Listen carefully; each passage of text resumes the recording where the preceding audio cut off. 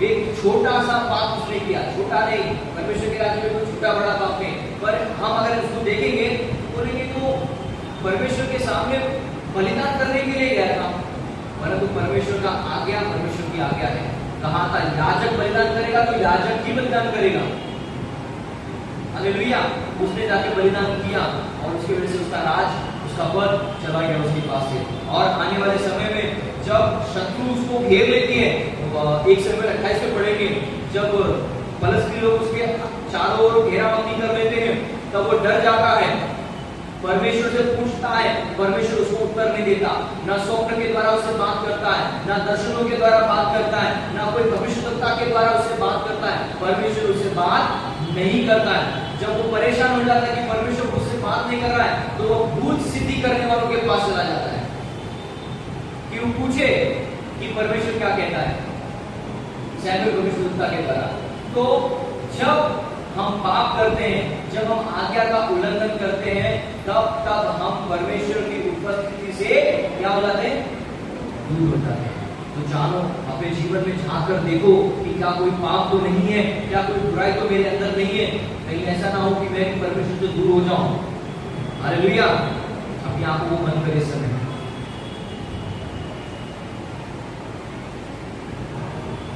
देखिए, अगर कोई पाप है आपके जीवन के अंदर तो प्रभु से पश्चाताप करें। हम सब खड़े हो जाएंगे।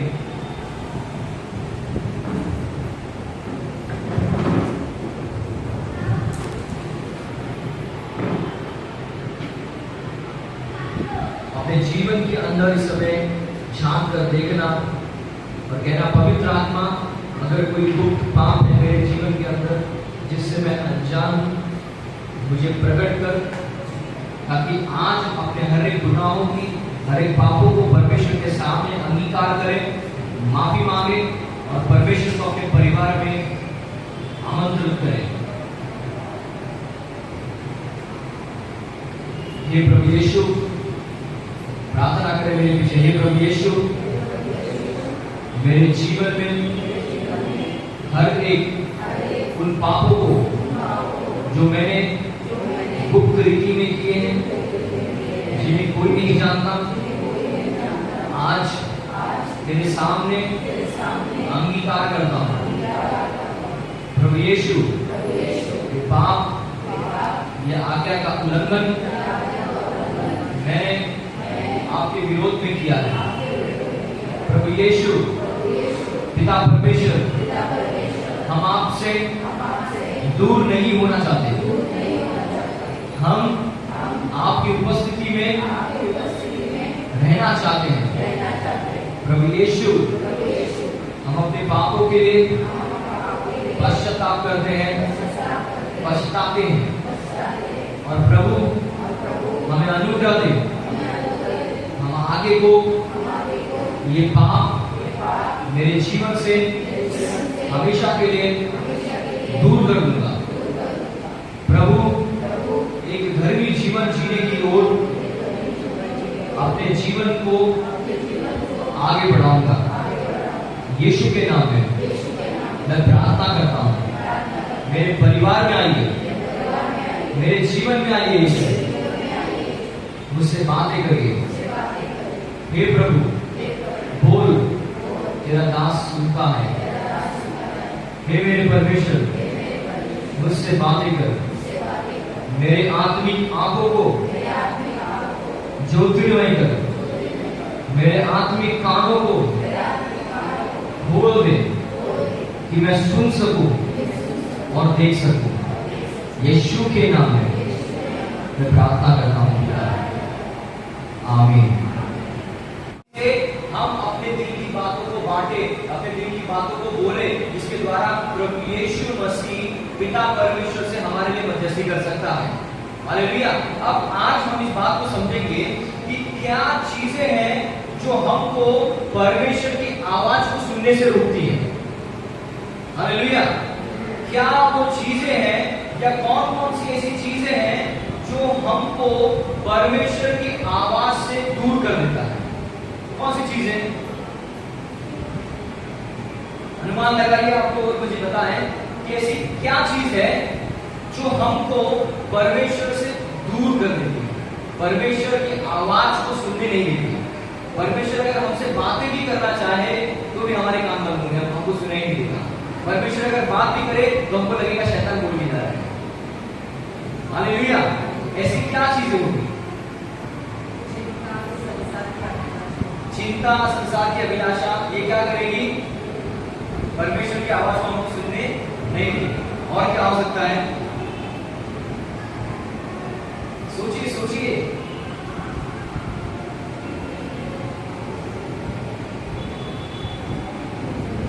अगर भाई लोग यहाँ पर हैं, जैसे जल्दी यहाँ पर है, तो जाहिर सी बात है कि चांसेस ज्यादा है कि परमेश्वर से बात करेगा।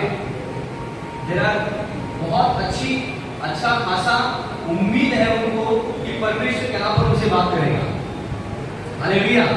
अगर यही लोग किधर फालतू जगह पे बैठे हुए रहेंगे तो परमेश्वर आपका बात करेगा? मान लो चले गए एक क्लब में, चले गए क्लब में बैठे हैं, क्लब में खेल रहे हैं, पूल खेल रहे हैं, वो कितने ना बॉल बड़ा वाला बॉल रहता है, लेके इसको ऐसा देखते हैं, सारी डांडी गिरनी चाहिए। क्या बोलते उस गेम को? बॉलिंग। तो वो बॉलिंग कर रहे हैं, तो बॉलिंग कर रहे हैं तो परमेश्वर वहां बात करेगा क्या उनसे? हालेलुया। अच्छा, कुछ तो सोचिए आप, परमेश्वर क्या क्या चीजें हैं जो आपको परमेश्वर के पास से दूर लेके जाएगा? बोलिए। चर्च में आके प्रार्थना में रहता है, लेकिन घर पे जाने का बाद उसका आज्ञा पे नहीं चलता है, उसके लिए प्रार्थना में सुनने को नहीं। हाँ, वो बोलते हैं अगर प्रार्थना नहीं करेंगे तो परमेश्वर की आवाज को नहीं सुन सकते। बहुत अच्छी बात है, वेरी गुड, बहुत बढ़िया, सही कहा उन्होंने। परमेश्वर से दूर रहेंगे तो परमेश्वर की आवाज कैसे सुनेंगे? परमेश्वर से दूर रहेंगे तो उसकी आवाज को कैसे सुनेंगे? बहुत सही। पर अभी ऐसी कौन सी चीज है जो हमको परमेश्वर से दूर करती है? आप एकदम नजदीक हो, आपके उत्तर के एकदम नजदीक हो। आपने कहा कि अगर कलीसिया में आते हो, यहाँ पर बैठते हो, वचन सुनते हो, वचन सुन के फिर घर पे गए, फिर प्रार्थना नहीं करते, वचन नहीं पढ़ते, परमेश्वर बात नहीं करेगा। इसका मतलब आपने सही बोला कि अगर परमेश्वर से दूर हो जाओगे तो प्रभु बात नहीं कर पाएगा। तो ऐसी कौन सी चीज है जो हमको परमेश्वर से दूर करती है? क्या? अरे जोर से बोलो। पाप। हालेलुया। ये पाप, ये अपराध, ये गुनाह एक ऐसी चीज है, परमेश्वर की आज्ञा का उल्लंघन, ये हमको परमेश्वर की आवाज से दूर कर देगा। हालेलुया। आपको याद है आदम कौन था? आदम कौन था? सबसे पहला निर्माण किया हुआ, सबसे पहला निर्माण किया हुआ व्यक्ति जिसको परमेश्वर ने अपने हाथों से बनाया। परमेश्वर उससे मिलने के लिए आता था। परमेश्वर क्या करता था? आदम से मिलने के लिए आदम की वाटिका में खास उसके लिए आता था, उससे मिलता था, उससे बात करता था। आदम उसकी आवाज को सुनता था? नहीं सुनता था? सुनता था ना? परमेश्वर बातें करता था, वो आपस में एक दूसरे से बात करते थे। पर क्या किया? उसने पाप किया, और पाप करने की वजह से क्या हो गया? वो परमेश्वर से दूर हो गया, परमेश्वर से दूर हो गया, परमेश्वर की आवाज को फिर वो नहीं सुन पाया, आदम की वाटिका से दूर हो गया। तो पाप एक ऐसी चीज है जो हमको परमेश्वर से दूर लेकर जाएगी। हालेलुया। हमको पाप जो है अंधकार में लेके जाएगी, और जब पाप आएगा तब शैतान आएगा। बोलो, जब पाप आएगा तब शैतान आएगा, और फिर शैतान आपसे बातें करेगा। हालेलुया। कैसी बातें करेगा? तूने पाप किया है, तू पापी है, तू नरक में जाएगा, तू नाश हो जाएगा, तुझे कोई क्षमा नहीं करेगा, तू निर्लज्ज इंसान है, ऐसा ऐसा चालू हो जाएगा ना। लास्ट में मैं आपको क्या बता रहा था? दो लोग बात कर रहे हैं, दो लोग बात कर रहे हैं हमसे, दो लोग बात कर रहे हैं। एक परमेश्वर का वचन हमसे बात कर रहा है, और दूसरा कौन बात कर रहा है? शैतान हमसे बात कर रहा है। परमेश्वर का वचन क्या कह रहा है? कि मैंने तुझे छुड़ाया है, मैंने तुझे चंगाई दी है, मैं तेरे लिए हूं, मैं तुझसे प्रेम करता हूं। शैतान क्या बोल रहा है हमसे? तू दोषी है, तू पापी है, तू नरक में जाएगा, तू ऐसा होगा। हालेलुया। दो लोग हैं। जब हम पाप करेंगे तब शैतान हमसे बातें करेगा, शैतान हमको भरमाएगा और हमको नाश में लेके जाएगा। पर जब हम परमेश्वर के सामने ईमानदार होकर उसके वचन के आज्ञा का पालन करते हैं, तब परमेश्वर का आत्मा हमारी अगुवाई करता है। बोलो, हमारी अगुवाई करता है।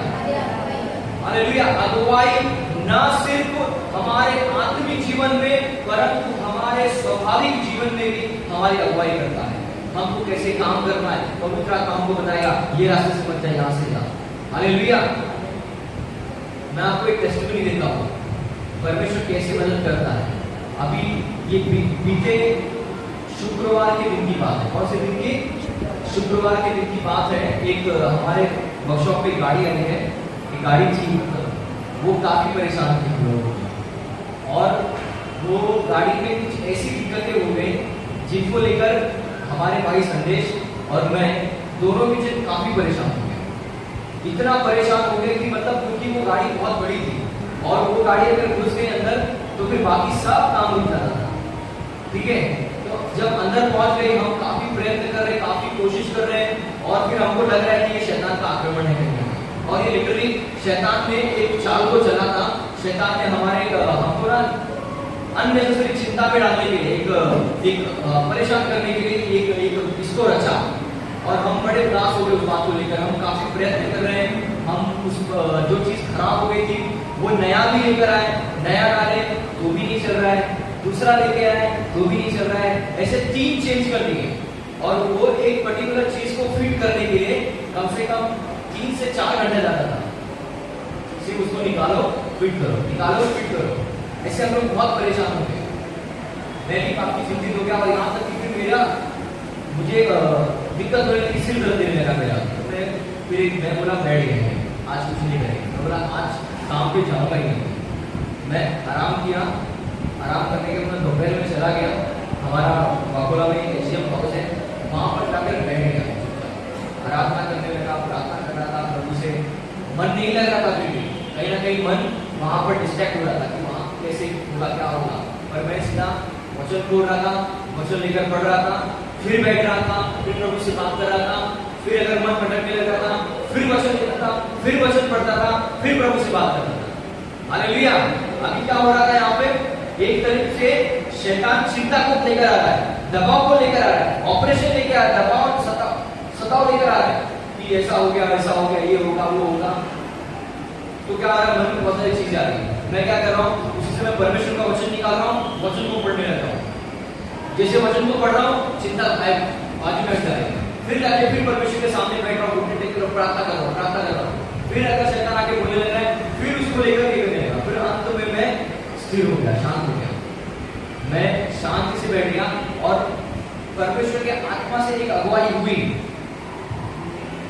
जो पहले एक व्यक्ति ने मुझे बोला था, पर मन इतना उलझन में था कि वो आवाज को मैं समझ नहीं पाया कि कोई मुझे बोल रहा है कि प्रॉब्लम यहाँ पर है। हालेलुया। आप समझे? मुझे एक व्यक्ति ने पहले ही बोला था कि तुम हो सकता है तो इस चीज को चेक करना, पर्टिकुलर ऐसी बात को चेक कर लेना, दिक्कत वहां पर होगी। पर ये इतना सारा बोलते ना, हमारा बुद्धि, हमारा कई बार हम अपनी बुद्धि लगाने लगते हैं, बहुत बुद्धि लगा लेते हैं। उसके बाद जब एकांत बैठे तब परमेश्वर के आत्मा से भी वही अगुवाई हुई, और फिर जाकर जैसे परमेश्वर ने बातें की उस विषय में, मैं तुरंत रात में गया, लोगों को बोला इसको खुलेंगे, यहाँ पर मिलेगा तकलीफ। बोले नहीं, अभी 10 बज गया। और वो सच में बहुत थके, सब थके थे, जितने भी वर्कर्स थे सब थके थे। बोला ठीक है, कोई बात नहीं, कल सुबह करेंगे। शनिवार की जैसी सुबह हुई, हम वहां पर पहुंच गए सवेरे सवेरे, और सवेरे पहुंच के सब कुछ खोला, निकाल के उसमें लगा के देखा तो प्रॉब्लम सॉल्व। हालेलुया। तो परमेश्वर अपने लोगों से बातें करता है। जब अपनी समस्याओं को, जब अपनी चीजों को परमेश्वर के सामने लेकर आते हैं, तो प्रभु अपने द्वारा, अपने जीवन के, अपने समझ के अनुसार, अपनी सामर्थ्य के अनुसार, अपनी दया के अनुसार हमसे बातें करता है।